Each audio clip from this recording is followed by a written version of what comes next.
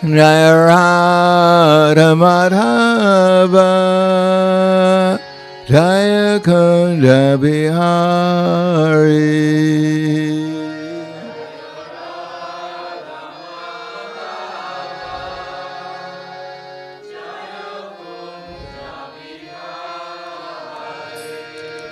Jaya Radha Madhava Jaya Kunja Bihari.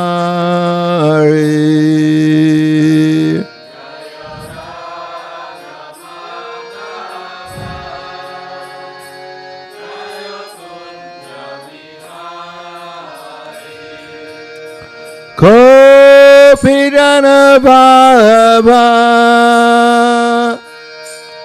Grivardhari Jaya Grivardhari.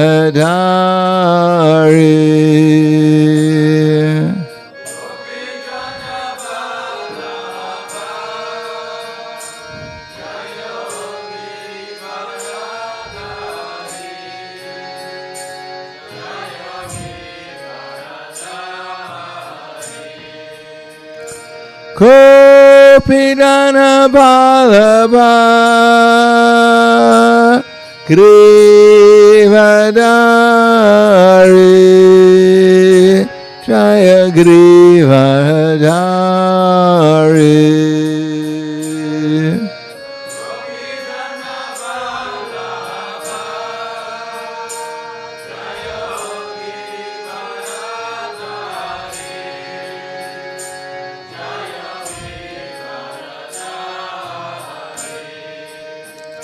Yasodanandana Braja Dhanaranjana Jaya Braja Dhanaranjana.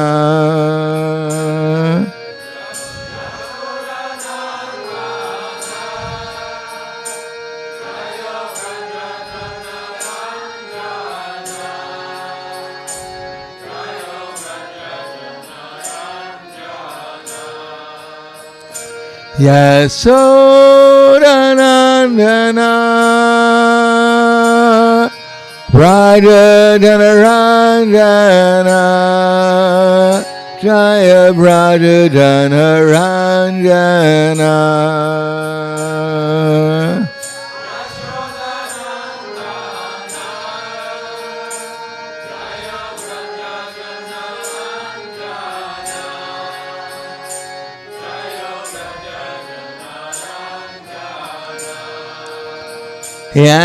Yamuna Tiravarachari Jaya Kunja Bihari.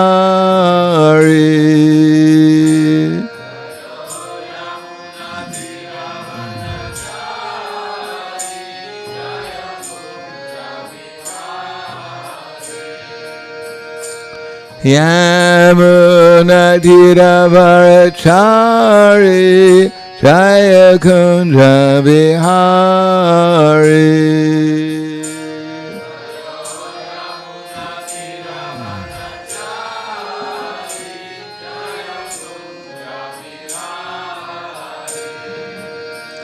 Yamuna Tiravarachari Jaya Kunja Bihari.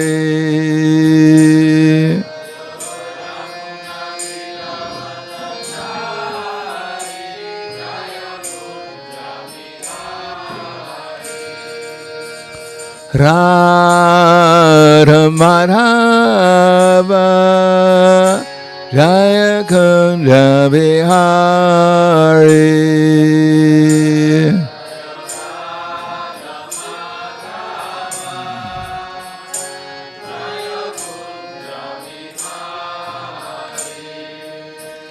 Jaya Radha Madhava Jaya Kunja Bihari.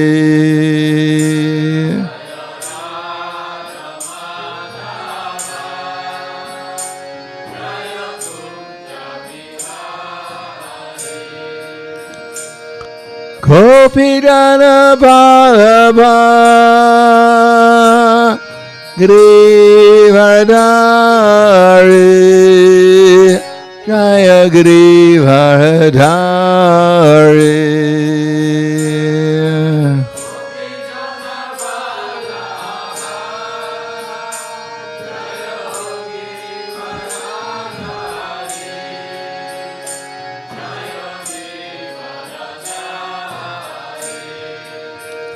Gopidana Bhava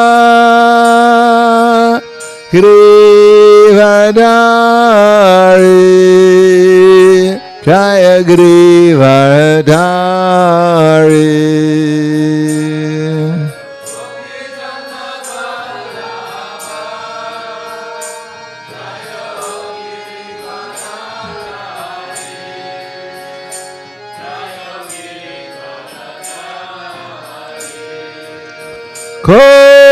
Gopidana Bhava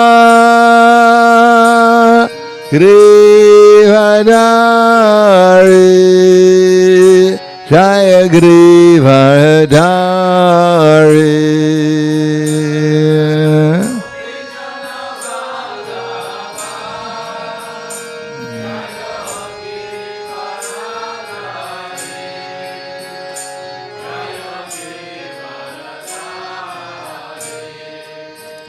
Yasodanandana Brajadanarandana Jaya Brajadanarandana.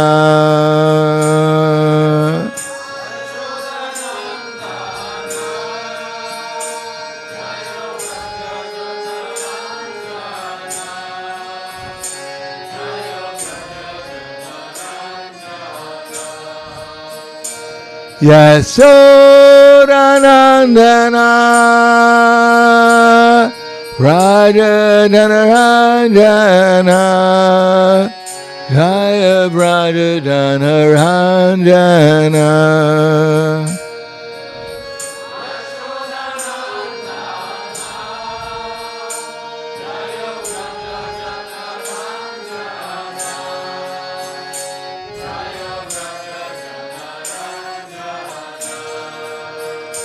Yasodanandana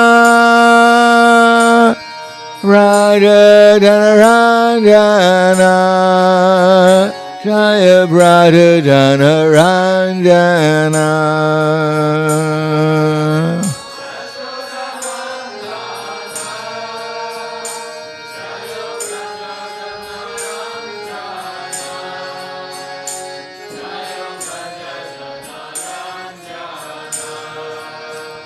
Yamunatiravarachari Jaya Kunja Bihari.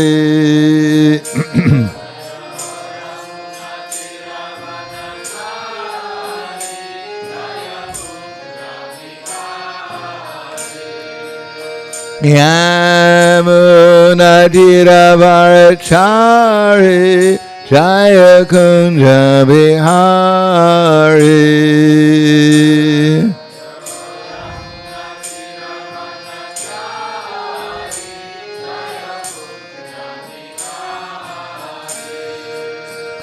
Radha Madhava Jaya Kunja Bihari.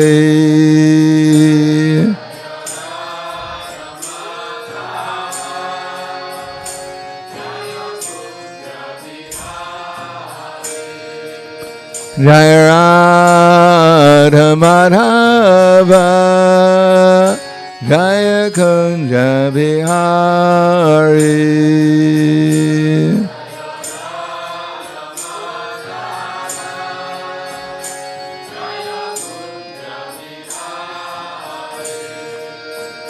Jaya Radha Madhava Jaya Kunja Bihari.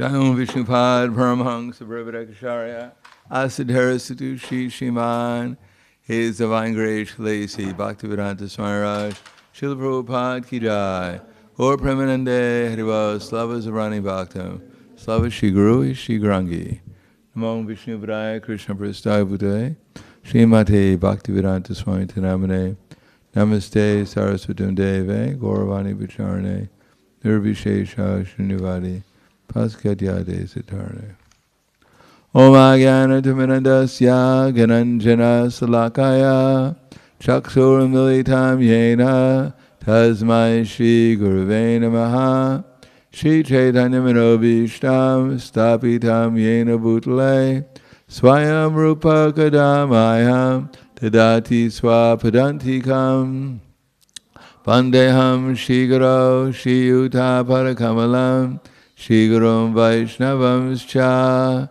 Shri Rupam Sagradatam Sahagana Raghunatam Vitam Tam Sajivam Sadvaitam Sabadutam Parijana Saitam Krishna Chaitanya Devam Shri Radha Krishna Padan Sahagana Lalita Shiva Sakans Vitamscha Hey Krishna Karna Sindhu Dinabando Jagatpate Gopesha Gopika Kanta Radha Kanta Namostute Tapta Kanchena Gorangi Radhe Vrindavaneshwari Vrishubhanu Siddha Devi Pranamami Hari Priye Vanchakapa Druvyascha Kripa Sindhu Vyevacha Patidanam Bhavanevyo Vaishnavevyo Namo Namaha Shri Krishna Chaitanya Pranityananda Shri Advaita Gadadhar Shivasadi Gaur Bhaktivinoda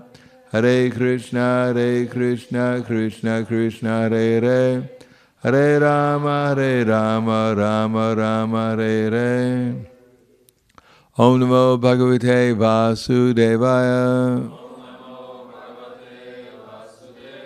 Om Namo Bhagavate Vasudevaya Om Namo Bhagavate Vasudevaya Srimad Bhagavatam Canto 9, Chapter 3, The Marriage of Sukanya and Chaivana Muni.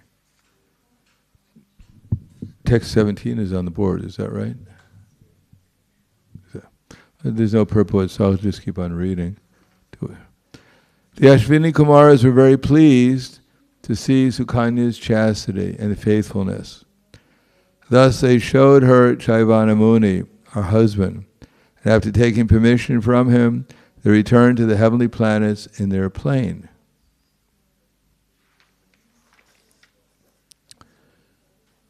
Thereafter, King Sharyati, desiring to perform a sacrifice, went to the residence of Chaivana Muni. There he saw, by the side of his daughter, a very beautiful young man, as bright as the sun. After receiving obeisances from his daughter, the king, instead of offering blessings to her, appeared very displeased and spoke as follows. Shikir Shitam Actually, I'll read the whole thing. Shikir Shitam te kim idam patis tvaya pralambito loka namaskrito muni yatvam jara grastam asad asammatam Vihaya jaram bhajase mum advagam Shikir te kim idam patis tvaya pralambito loka namaskrito muni Yatvam jara grastam asat dasammatam Vihaya jaram bhajase mum agavam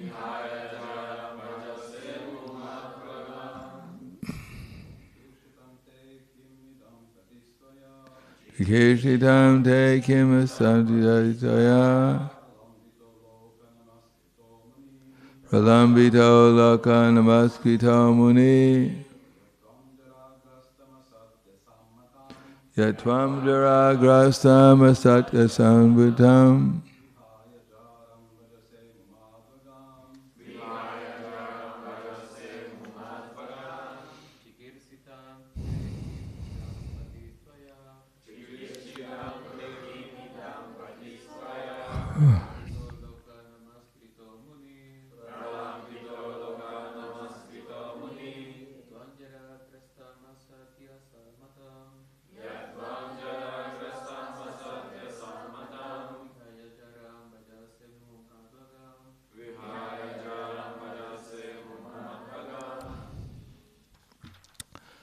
Ladies,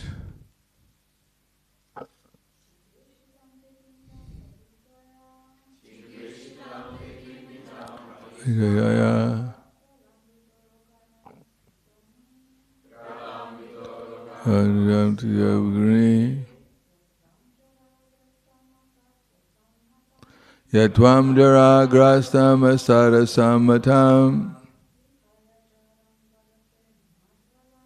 Vihaya jaram badase mumadvagam. Chikirsitam, which you desire to do. Te, of you.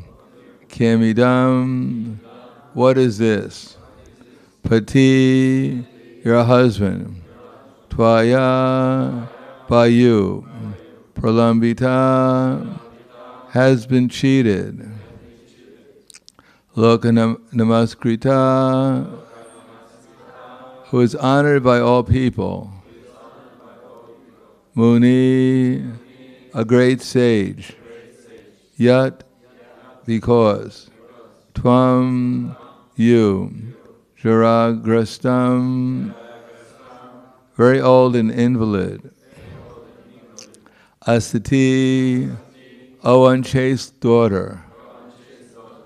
Asammatam, not very attractive. Vihaya, giving up. Jaram, paramour.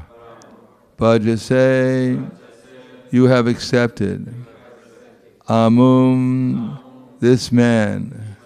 Advagam, compared to a street beggar. Translation and purport by His Divine Grace, A.C. Bhaktivedanta Swami Srila Prabhupada. Oh, unchaste girl, what is this that you have desired to do? You have cheated the most respectable husband who is honored by everyone. For I see that because he was old, diseased, and therefore unattractive, you have left his company to accept as your husband this young man, who appears to be a beggar from the street. Purport. This shows the value of Vedic culture. According to circumstances, Sukanya had been given a husband who was too old to be compatible with her. Because Shaivana Muni was diseased and very old, he was certainly unfit for the beautiful daughter of King Sharyati. Nonetheless, her father expected her to be faithful to her husband. When he suddenly saw that his daughter had accepted someone else, even though the man was young and handsome, he immediately chastised her as a sati, unchaste, because he assumed that she had accepted another man in the presence of her husband. According to Vedic culture, even if a young woman is given an old husband, she must respectfully serve him. This is chastity. It is not that because she dislikes her husband, she may give him up and accept another. This is against Vedic culture. According to Vedic culture, a woman must accept the husband given to her by her parents and remain chaste and faithful to him. Therefore, King Sharyati was surprised to see a young man by the side of Shukunya. I'll read the next verse too, because it's similar. O my daughter, who were born in a respectable family, here you have degraded your consciousness in this way. How is it that you are shamelessly maintaining a paramour? You will thus degrade the dynasties of both your father and your husband to hellish life. Purport is quite clear that according to Vedic culture, a woman who accepts a paramour or a second husband in the presence of the husband she has married is certainly responsible for the degradation of her father's family and the family of her husband. The rules of Vedic culture in this regard are strictly observed in the respectable families of Brahmanas, Kshatriyas, and Vaishyas even today. Only the Shudras are degraded in this matter. For a woman of the Brahmana, Kshatriya, Vaishya class to accept another husband in the presence of the husband she has married, or to file for divorce, or accept her boyfriend or paramour is unacceptable in the Vedic culture. Therefore King Sharyati, who did not know the real facts of Chaivana Muni's transformation, was surprised to see the behavior of his daughter. Namo Vishnu Padaya Krishna Prasthaya Bhutale Srimate Bhaktivedanta Swami Namane Namaste Saraswatam Deve Gauravani Pracharane Nirvishesha Srinivadi Patskadyade Siddharne.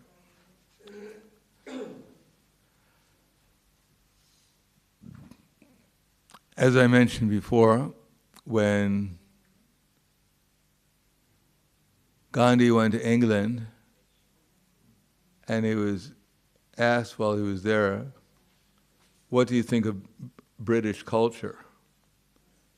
And his reply was, I think he thought it would be a good idea. So we're living in what we think is culture, although it's quickly being revealed is not really culture. In other words, the closer it gets to animal life, the more it's evident that it's not human culture, at least.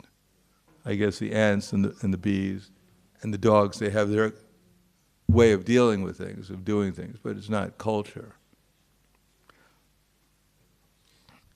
So where does culture begin? According to Bhagavad Gita, it begins with controlling the mind and the senses. So what does it mean to controlling the mind and the senses? Aren't there yogis who put up their arms like this for hundreds, for 20 years? It withers away. Aren't they controlling their senses? There are different ways of understanding control of the senses. For instance, in Bhagavad Gita, Krishna says that one who restrains his senses and organs of action, but his mind dwells on sense objects, he certainly deludes himself and is called a pretender.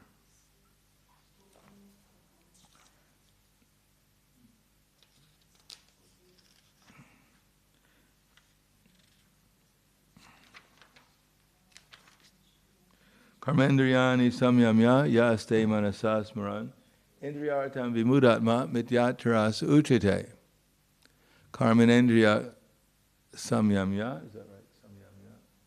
That controlling the indriyas, the working senses, and the knowledge-acquiring senses, our eyes, our ears, our tongue, and the arms, the legs, the belly, the genitals, the anus. Well, one who controls them, but at the same time is thinking about sense gratification, he certainly deludes himself and is called a pretender. So that ultimately, all this sense control means control the mind. And what does it mean to control the mind?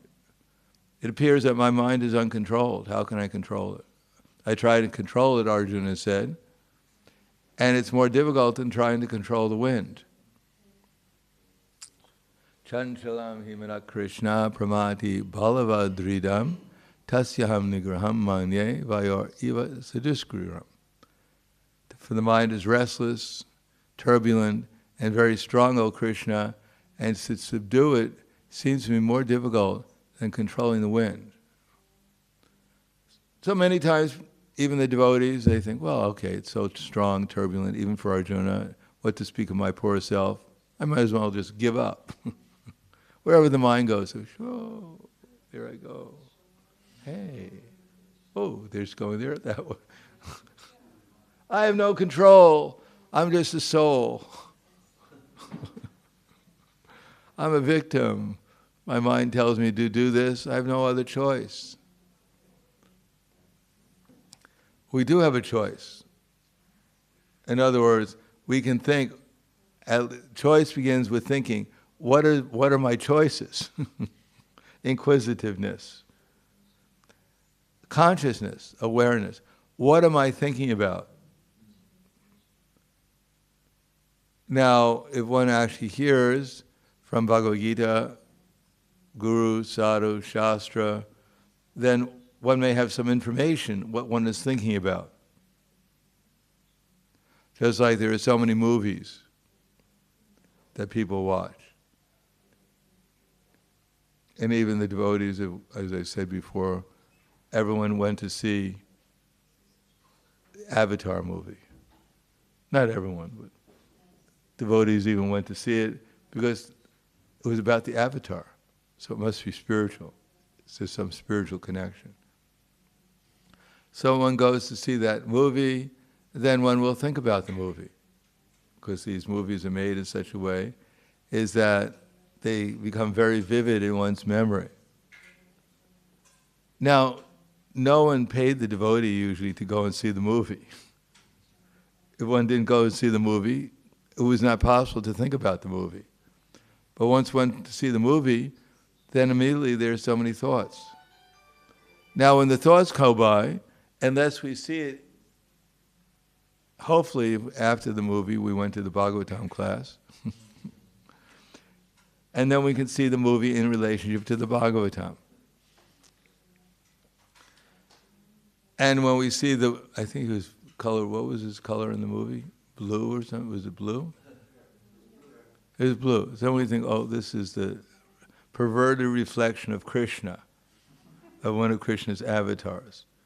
They got it from Krishna. The plants were illuminated, so this is the perverted, they must have read the Bhagavatam. So then one tries to see it in relation to Krishna. So then one doesn't get carried away. Oh, what a wonderful movie. They're flying in the sky. I wish I was there. Matter of fact, a lot of people I heard, they were lamenting the fact that they weren't there. They couldn't go there. They thought, oh, it's only in the movie. I wish I could go to a place where I could get on a bird and fly around on it. Where the plants are illuminated, the people are avatars. I wish I could go there. Because actually that's where they want to go, is the spiritual world. So if one sees like that, then the control of the mind, material mind, lessens. Because one sees things in relation to Krishna. So that's our choice. If we hear from Krishna and from Krishna's representatives, then when we stop and think, what am I thinking about? When we try to analyze it, if we see it's in relationship to Krishna, then we accept it. And if we see it's in relationship to something else, then we put our minds on Krishna. That's all. And how do we do it? How is it all going on? What is our control? Does anyone know? How are we responsible? Did I put that thought in my mind? I'm a victim. It just came in. I didn't invite you. Didn't even knock on my door. Just came in. I'm a victim. But it's a really nice thought. I might as well enjoy being a victim for a while.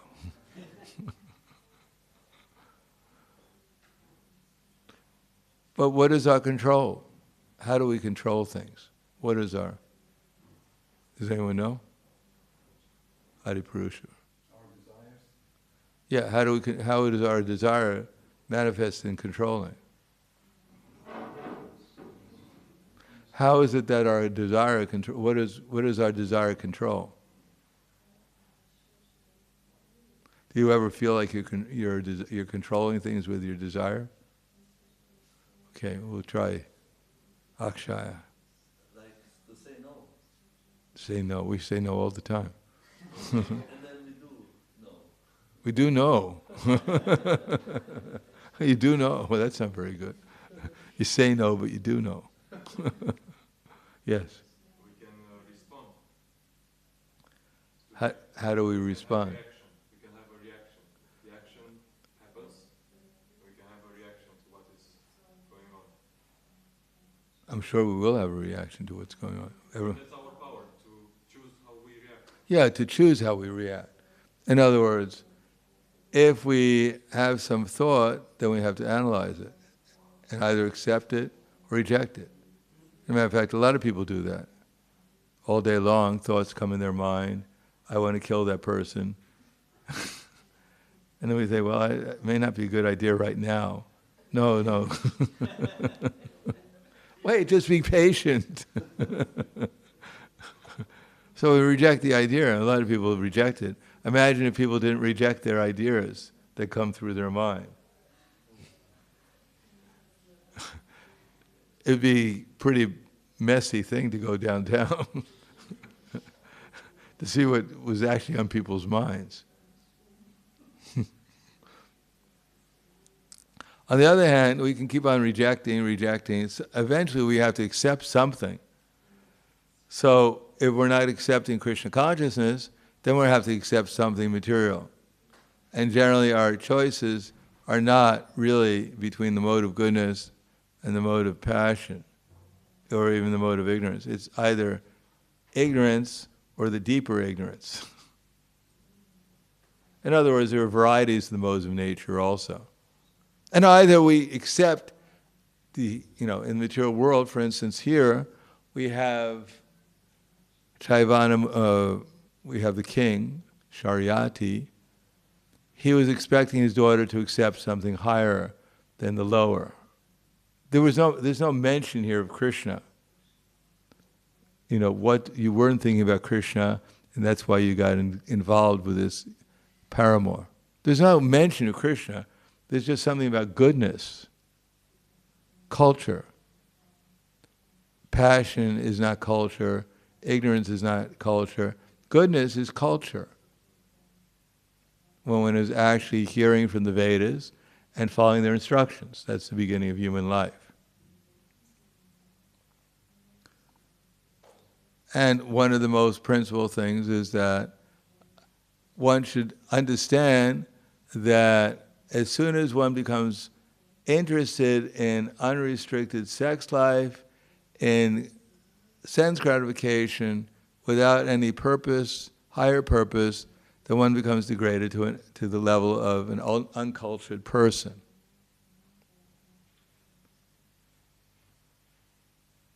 Although in modern society it's deemed very romantic, and actually that's actually the goal of people's lives, to be in romance and something. And if you can't do that, you take intoxication so you can dream of romance. But that's the whole thing, that's the whole point of modern civilization, is giving people an opportunity to live a life of illusion. And when one hears about culture, immediately it's rejected. Culture meaning that you're supposed to restrain your senses. Now, one who's never heard about Krishna, and one only hears about the external acting in the mode of goodness, it makes no sense to people because they have no brains. They've already lost their brains. So how can restraining their senses make any sense to them? Because they don't know why they're doing it, why they should do it. As far as they're concerned, they're only going to live for a few years more, and after that they disappear. So why bother, restraining the senses? What do you get out of it? At the end, everyone winds up in the same place. We all go to the same place, Nothingville, where there's nothing going on because there's nothing there.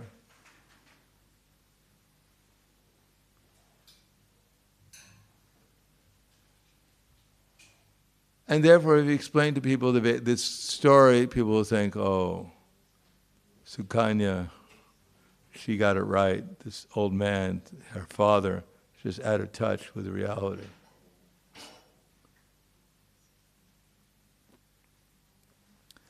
But that's why as Krishna says, Shreyam swadamo viguna paradharma tsunustitat, Shrey dharmeni dinam shayak paradharmo bhayavaha. That it's better to perform one's own prescribed duty, even imperfectly, than perform someone else's duty failure in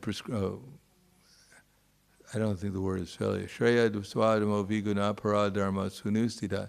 Shre dharme nidanam shreyak. One's not performing one's prescribed duty perfectly is better because to follow someone else's duty is dangerous.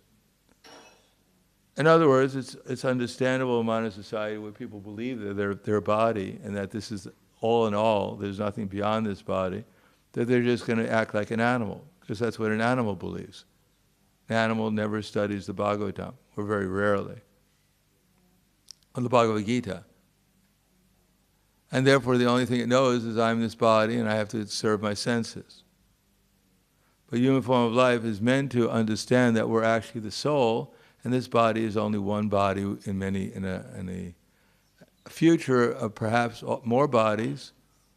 But in any case, ourselves as a soul, the real purpose of life is to get out of the bodily concept of life, not to absorb oneself more and more into it. Now, material life always promises some kind of happiness, and indeed, unless there was some kind of happiness in material life, then people would probably become more serious about Krishna consciousness. As soon as there's less happiness in material life or more suffering, then people start questioning. Every time I met someone at the airport who was coming from a funeral, they usually took a book. Because they even thought for a few minutes, or maybe even a day or longer, that they might die. Although they didn't really believe it, but they saw there was a possibility. And therefore they were curious. Some curiosity, inquisitiveness awakened within them. So that inquisitiveness is there and inherent in the material nature. In other words, the more one acts like an animal in the human form of life, then the more one suffers. Although simultaneously one's intelligence is being taken away through sense gratification, still, eventually one may be beaten down by the material nature and inquire, why am I suffering? They're advertising, if I did this and I do that, then I should be happy. And the only happy people I see are on the billboards, advertising that I should do this and that. But everyone I know is always complaining about how many problems they have. But the advertisement is so good, the movies are so good, there's some faith. Maybe I'm the only one who's wrong. Everyone in the movie seems happy. Why don't I follow the movie? That's why the actresses and the actors, they're given some special position in society. Because they're the only ones who know how to pretend. They're the ones who know how to pretend the best that they're happy. Everyone else is trying to pretend they're happy, although when you get to know them, you find out how miserable they are. On the other hand, when there's culture and people are actually living according to duty, and the duty is basically to get free from lust, anger, and greed. In other words, whatever situation the material nature puts us into, from the external point of view, it may be very desirable or may be very undesirable. But they're both equal in the sense that it doesn't really matter whether we're in a very desirable position or undesirable. What matters is where our consciousness is. Where our consciousness is, that will determine how we actually feel, how we see things, how we feel, what our approximate destination is going to be. Even in the best situation, if our consciousness is in the wrong place, like Nala Kuvara and Manigriva, they were in the heavenly planets. They were in the Ganges. And this was a very nice Ganges. There was no garbage thrown in it. It was completely pure. It's like the original Ganges. In the heavenly planets, with the Apsaras. You know, beautiful ladies. They were intoxicated with the first class intoxication. I mean, it was probably organic. And they were in love, and they were just, helping out the young girls there. But their consciousness was in the wrong place. And therefore they wound up as trees for a while by the blessings of Narada Muni. Best place, best situation, but wrong consciousness. On the other hand, Prahlad Maharaj was in a horrible position. How would you like demons sticking tridents into your body all the time? Put it over there, I'm a little itching over there. Just why, he put it in the wrong place, that hurts. Being thrown over a cliff.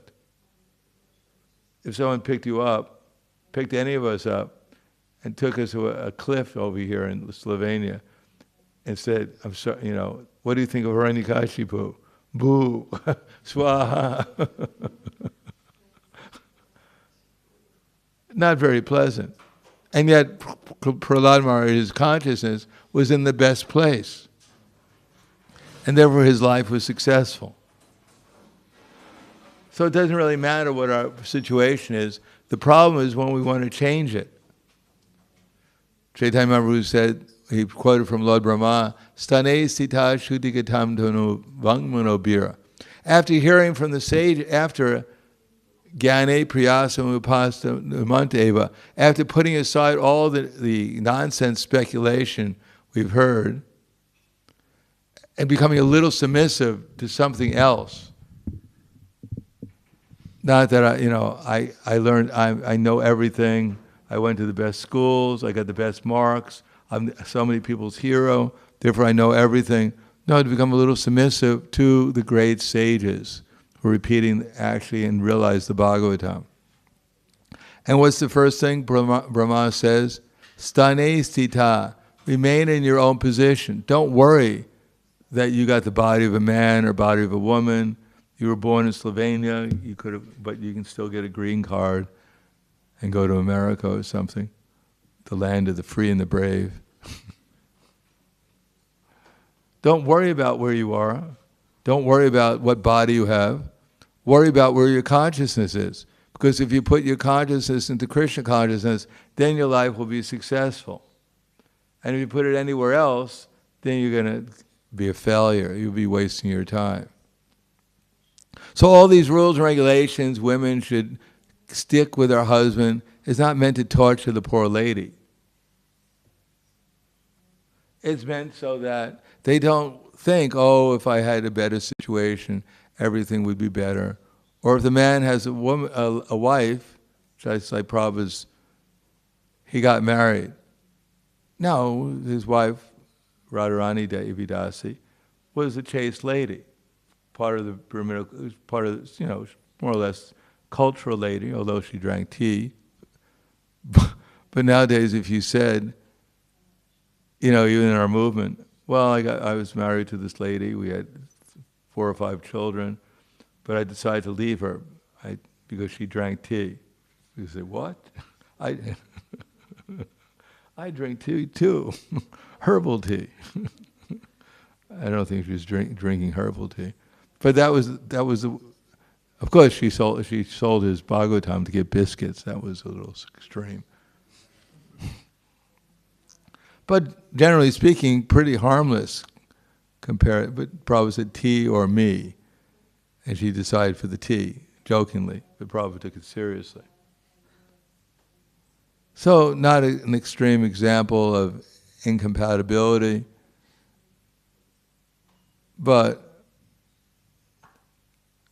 Prabhupada, of course, he was over 50, and he decided to leave at that time, because that's taking vanaprastha, at least, if not eventually sannyas. But that was culture. That was the culture. At least that was Krishna's arrangement for Srila Prabhupada. Now, we ourselves, we don't take anything seriously. But the point is that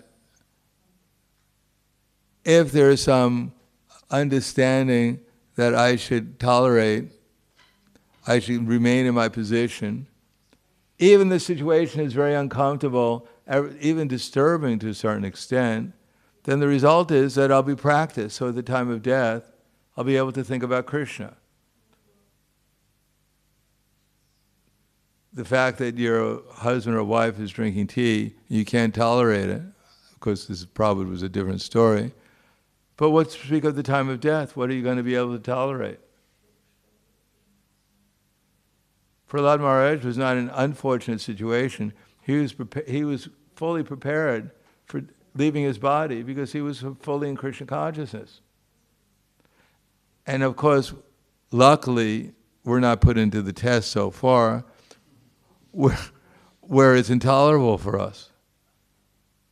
That we can still think about Krishna. But sometimes we don't do it because we're too relaxed.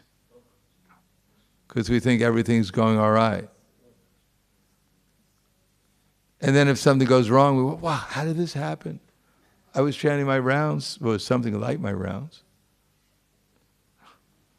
I thought about Krishna a little bit during the day. How is it possible that I'm placed in this situation? Well, it's an opportunity to think about Krishna again. And then eventually, if we actually start thinking about Krishna, even when we think there's no problem, when we have to think hard and think about what's my problem for today. We think, oh, there's no problem, now I can go to sleep. And then the days where there's so many problems, we're working real hard to solve the problems. There's no problems, oh, I can relax, I'm free. No, then the real advancement is that even when we think there's no problems, even then we think about Krishna. We even think, what should I do? I'll read the Bhagavatam, oh, that's so boring, this philosophy. Chant my rounds, I think I completed them. 16 is done. I'm finished for the day. I'm liberated. That's the closest I get to liberation. Liberated from chanting more rounds. What should I do? And the mind goes, beep, beep. Why don't you just go to sleep and dream of something nice? Sure, no, why not? My pranayama.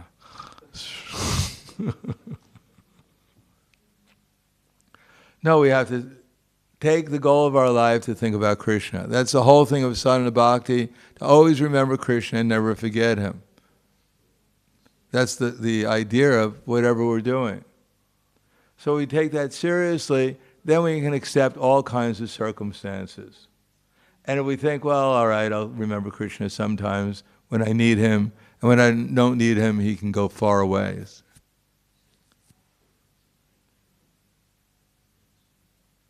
No, we actually accept smarta vyaksaratam Vishnu, vismartak jatuna kinchit, sarva vidi nisedya asyor evaya eva kinkara.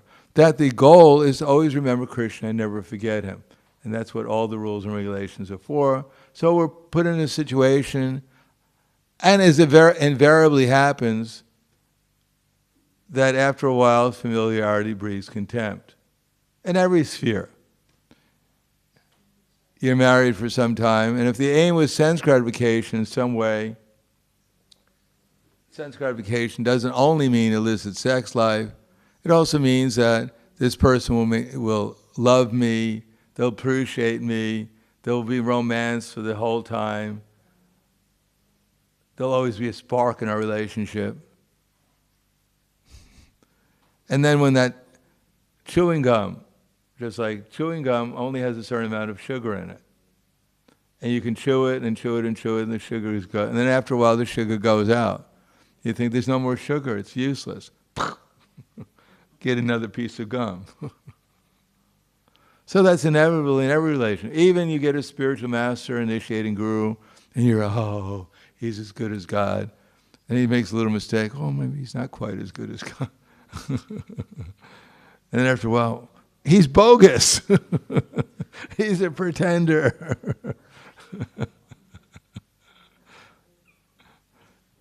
I never saw his feet leave the ground even for a second. He doesn't even know how to float.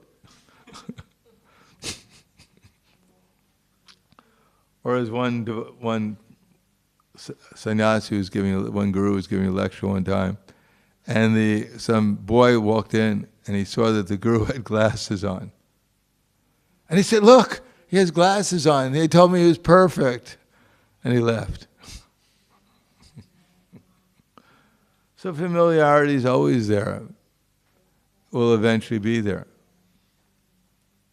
But one has to tolerate one's mind and then realize that the relationship is to help me think about Krishna. The marriage was meant to help me think about Krishna. And every relationship I have is meant to help me think about Krishna and help others think about Krishna. And if we do that, then we'll get a higher taste. Then we'll understand the real purpose of what our activities are. And if we don't do that, we'll get tired after a while, whatever we're doing. We want to change, do something else. Go to another temple, go to another country, get another job, get another husband, get a couple of husbands, get a couple of wives, get a girlfriend on the side, get a different dog. Hey dog, you don't bow wow as much as you used to do. You're getting old. I don't like old dogs. You see that door? Go out. I'm going to close it. Don't come back. You've used up your usefulness in my life. So that's always there. But one has to understand, Sane Sita Shuddhigatam Tanuvangmanopir. Be satisfied with whatever situation we're under. Don't think it has to gratify my senses, meet my expectations. Utilize it as an attitude of service. What can I do in this position to serve Guru and Krishna? Then one will think about Krishna, and whatever situation one will be helpful for our advancement in Krishna consciousness. Then, Stane Sita Shuddhigatam Dhanuvangmavi. Then we'll have some attraction to hearing this Vedic literature. Our minds won't be agitated to find something new to do. We'll actually have a peaceful mind. And with a peaceful mind, we can actually read these stories and think, hey, that makes sense. Sukanya was not in such a bad position. Beautiful girl, old diseased man, she should have left a long time ago. This is just ridiculous, Her father, what an old fogey this guy was. Beautiful girl, life ahead of her, had to serve this old decrepit man. What for? No, then one will actually understand and appreciate these stories.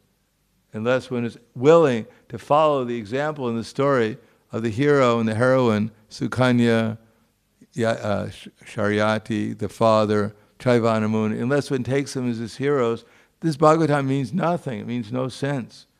For a person in materialistic life, in this materialistic culture, this Bhagavatam means it's actually the opposite of what they think should be done. They think this is terrible. They should burn this book. It's misleading the youth. It's brainwashing them. Dangerous. Like we were labeled as one of the 10 most dangerous cults in Belgium. In the 2000s. And why were we the most dangerous cult?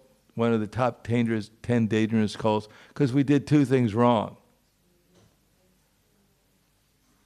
What we did wrong, not so bad. We were vegetarian. We were vegetarians. So Belgium, where their major occupation is killing the cow, we were vegetarians. So that was practically unforgivable, but it was also almost forgivable.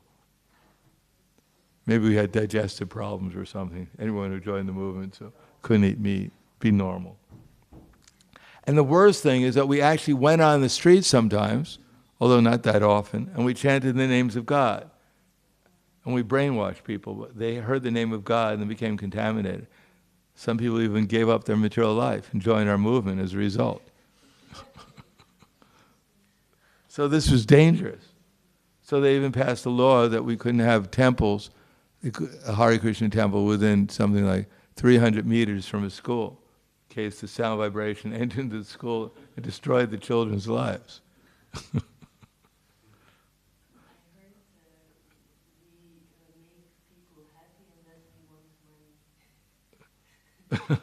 Good way of doing it. They make people miserable and they still want money. They just promise happiness.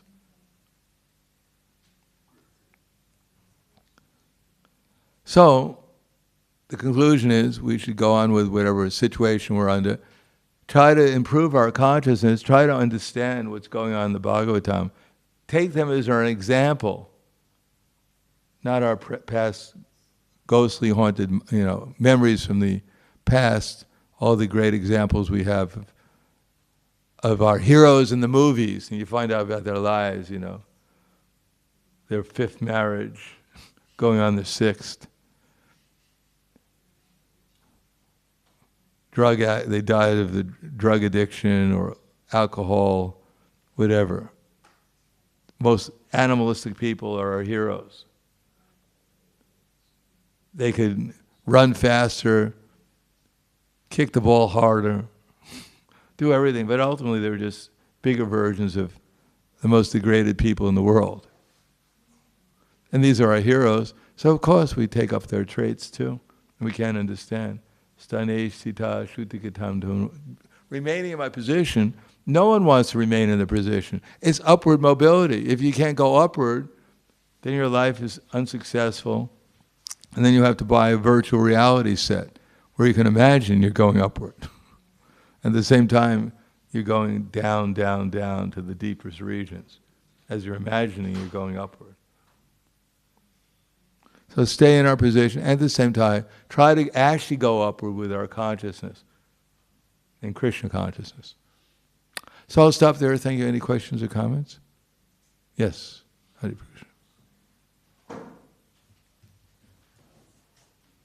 Krishna. Hare Krishna. Thank you very much, dear Maharaj, for this deep class about life situations. I have several questions. Since you mentioned some actors and actresses last, maybe I can ask about some thoughts. I had just recently some very famous actress came to Lviv, Ukraine, and she was filmed chanting Hare Krishna and talking to devotees and taking prasadam. So that looked like some good endorsement or something, some opportunity to spread Krishna consciousness. There are some other actors or actresses who, one of them called her sons Krishna Balaram and something else.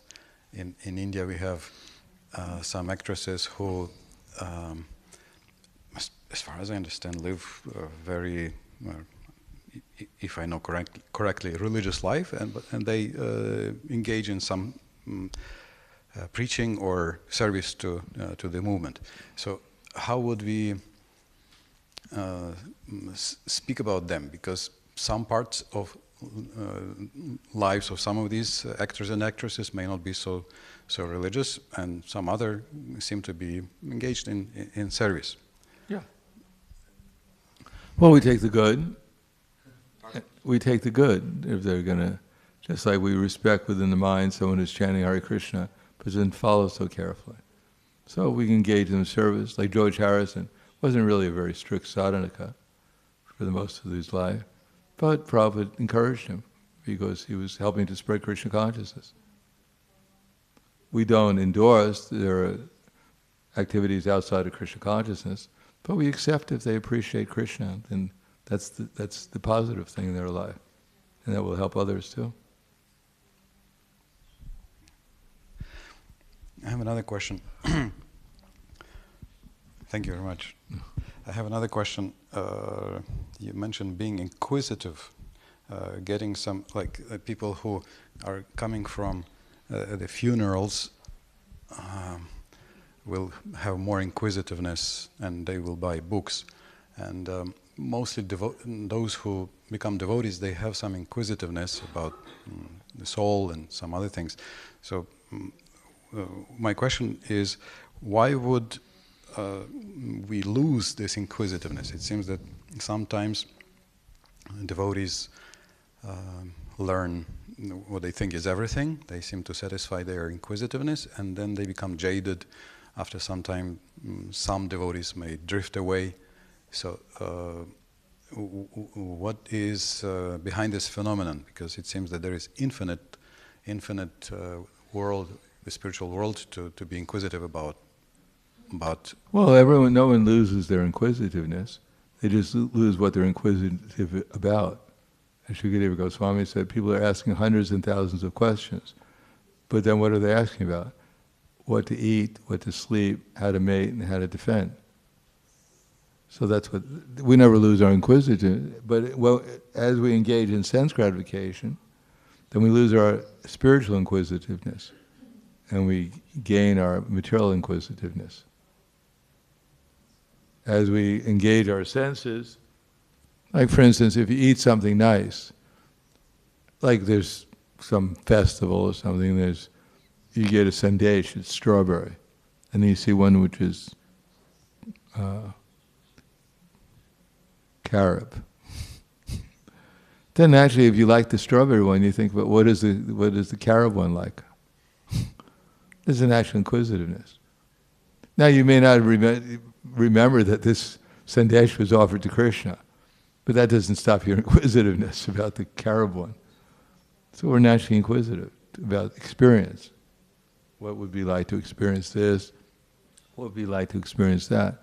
But if we don't get spiritual inquisitiveness, if we don't get a spiritual taste, then we remain inquisitive about the material life. Now, material life promises not only positive happiness through sense gratification, but also some kind of protection from the lack of sense gratification. So sometimes we're put into a position where we feel ourselves, we need defense. Now, materialists, when they feel they need defense, they'll just study and try to figure out all the different ways of defending themselves, getting a bank balance, getting an extra lock on their door, getting whatever. So they're inquisitive of how to defend myself. But when they see someone die, for instance, a pious person, they see someone die and they think, well, he had a lot of locks on his door. They remember that. I went to his house, it took him 5 minutes to unlock it. You know, he had so much money in the bank. So many things were going to him, but he still died. So these things don't work. Then he may become a little inquisitive. Maybe, is there anything else? I heard way back when I was 5 years old, there was something called spirit, but I don't know nothing about it. And then if someone offers you a book at that time, you may think, yeah, let me check this out too. Because everything else doesn't work. Maybe this will work. So inquisitiveness is always there. And if you don't get the book, you'll go home and you'll eat, take an extra vitamin pill. Maybe that will work. Go on the internet, find out how to prevent this or prevent that. So inquisitiveness is always there. Even the animals are inquisitive. What to speak of ourselves.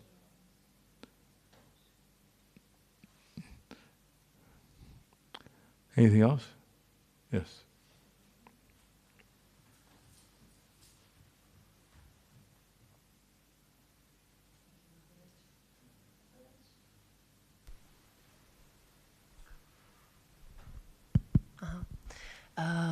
Is it okay, is it correct actually if we understand Sat, Chit and Ananda as different levels of religions, different religions? Can you give me an example? For example, Ananta is Krishna consciousness.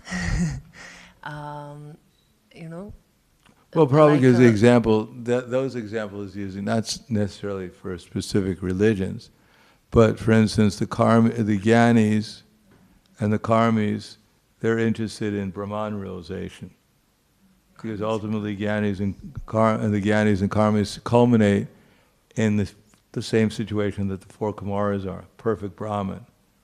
A perfect Brahman means one who's situated in Brahman realization. So Brahman or Sat is the goal of an ashram dharma system, liberation, Sat. And the yogis are interested in consciousness, in super soul realization.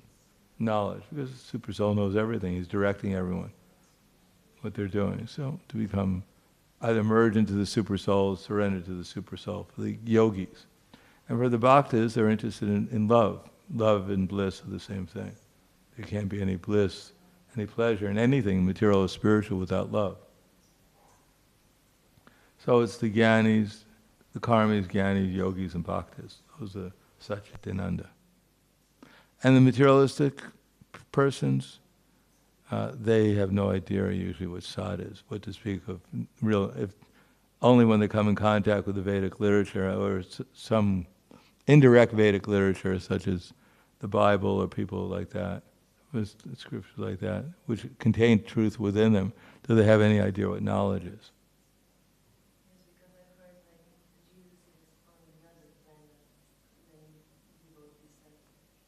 Yeah, well, Jesus, whoever Jesus was, whatever. But within the Bible, there's pure knowledge coming from of devotion. So, but then of course, because due to lack of proper disciplic succession, it's not clear fully what his message was. But definitely, you can see that his message was bhakti.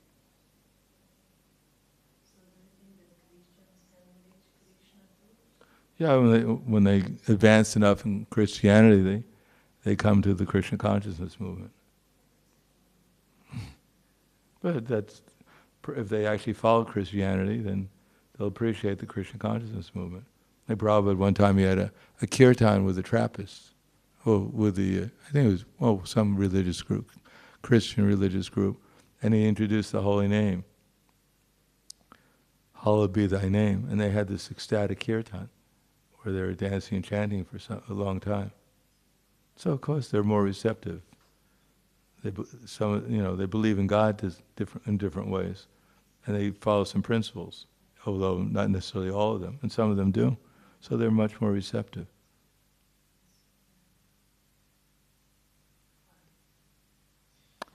Khala Grantaraj Srimad Bhagavatam ki jai, Srila Prabhupada ki jai, Gaur Premanande.